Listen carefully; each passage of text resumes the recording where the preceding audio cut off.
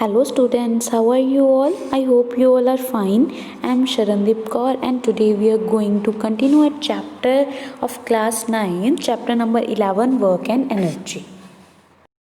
हाँ जी बेटा, तो आज हमारा जो टॉपिक है दैट इज़ काइनेटिक एनर्जी। ठीक है, एनर्जी देखते हैं पहले, उसके बाद काइनेटिक एनर्जी पढ़ेंगे। ठीक है बच्चों, तो स्टार्ट करते हैं with energy. Our topic is energy. तो देखो बेटा, एनर्जी क्या होती है? Energy is defined as capability of doing work, कि कितनी कैपेबिलिटी है हमारी वर्क करने की, that is energy. This means that an object having energy is able to do work on another object by exerting certain force on it. मतलब क्या होगा कि अगर मान लो हमारे पास एक ऑब्जेक्ट है ना, एक क्या है, हम है, एक हम है, एक ऑब्जेक्ट है। हम क्या कर सकते हैं, इस ऑब्जेक्ट पे फोर्स लगा सकते हैं। ठीक है, मतलब हमारी कितनी कैपेबिलिटी है वर्क करने की, हमारी कितनी कैपेबिलिटी है इस पे फोर्स लगाने की या इस पे एनर्जी लगाने की, ताकि ये वाला भी वर्क कर सके। ठीक है, उसको हम क्या बोलते हैं? एनर्जी बोलते हैं। ठीक है, in this process the energy is lost from first object and transferred to the second object. अब हुआ क्या, हमने क्या की थी, फोर्स लगाई थी, है ना, इस ऑब्जेक्ट पे, तो हमारी एनर्जी तो लूज़ हुई ना, एंड इस ऑब्जेक्ट की एनर्जी क्या हो गई, इंक्रीज़ हो गई, क्योंकि इसमें हमने अपनी एनर्जी को इसमें ट्रांसफ़र कर दिया।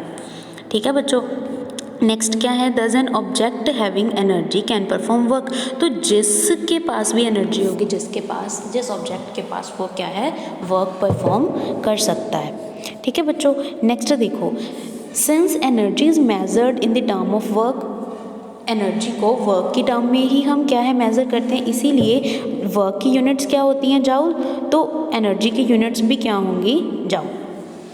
ठीक है, 1 joule can be defined as the amount of energy required to do 1 joule work. तो 1 जाउल को हम कैसे डिफाइन करेंगे कि 1 जाउल एनर्जी क्या है, ये ऐसी अमाउंट ऑफ एनर्जी है जो चाहिए 1 जाउल ही वर्क करने के लिए। ये एनर्जी है, ये वर्क है, इतनी एनर्जी चाहिए इतना वर्क करने के लिए, दैट इज़ 1 जाउल।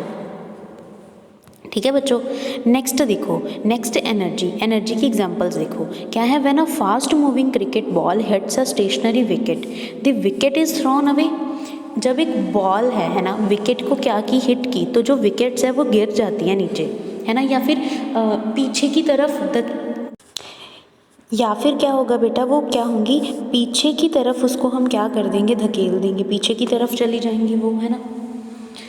तो इसका क्या मतलब हुआ कि बॉल ने अपनी एनर्जी लगाई किस पे, विकेट्स पे, एंड विकेट्स क्या हो गई, स्टेशनरी विकेट पे लगाई, एंड विकेट्स क्या कर गई, मूव कर गई।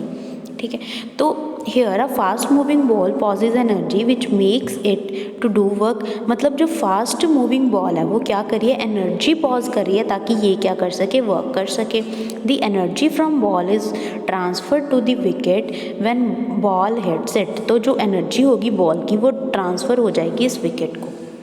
ठीक है बच्चों, नेक्स्ट देखो, डिफरेंट फॉर्म्स ऑफ एनर्जी की डिफरेंट फॉर्म्स। एनर्जी काफ़ी तरह की होती है, mechanical energy, electrical energy, light energy, sound energy, heat energy, ये सारी फॉर्म्स हैं एनर्जी की। इसके बाद आता है हमारा main topic, that is kinetic energy. Kinetic energy क्या होती है?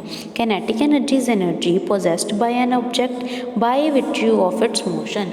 मतलब क्या है बेटा, अगर हम कोई भी चीज़ मूव कर रही है, इस मूवमेंट के लिए उसको एनर्जी कितनी चाहिए होती है। मतलब एनर्जी की ज़रूरत अगर मूवमेंट के लिए है ना, मूवमेंट के रिलेटेड कोई से एनर्जी की टर्म का हम यूज़ करना है, तो हम उसको काइनेटिक एनर्जी बोलते हैं।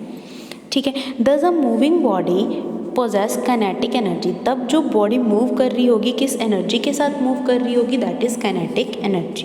ठीक है, because is in motion. Higher the speed of the object higher its kinetic energy.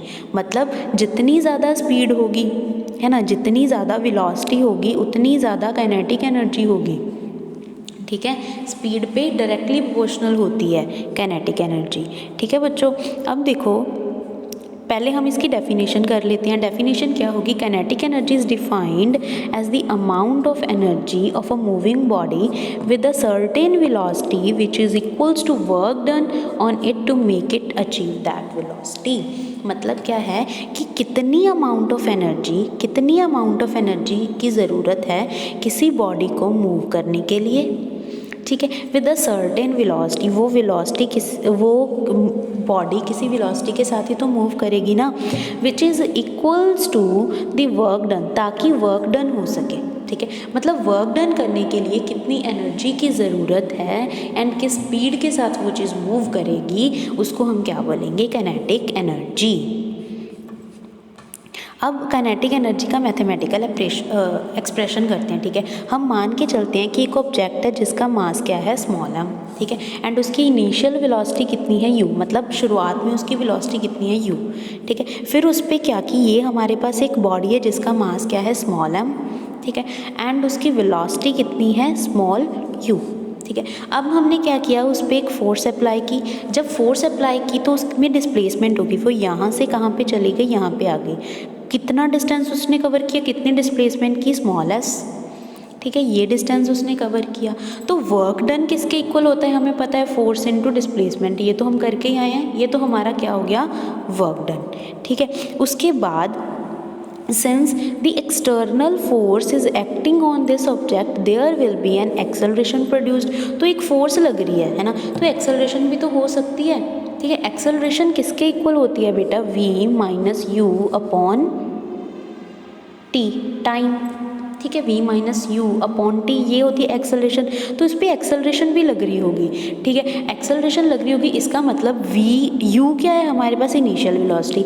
जब हमने उस पर फोर्स अप्लाई की, वो क्या है? मूव करी तो हो सकता है उसकी वेलोसिटी चेंज हो जाए। अब उसकी वेलोसिटी u से किस में कन्वर्ट होगी? v में, ठीक है। तो उसकी इनिशियल वेलोसिटी u थी एंड फाइनल वेलोसिटी कितनी होगी? v। एंड हमने मोशन चैप्टर में ये एक्सप्रेशन किया था v square minus u square is equals to 2as। यहाँ पे v क्या है? फाइनल वेलोसिटी, u क्या है? इनिशियल वेलोसिटी, a क्या है? एक्सेलरेशन, एंड s क्या है? डिस्प्लेसमेंट, ठीक है। तो यहाँ से हम क्या करेंगे? s की वैल्यू निकाल लेंगे। s की वैल्यू निकाल लेंगे।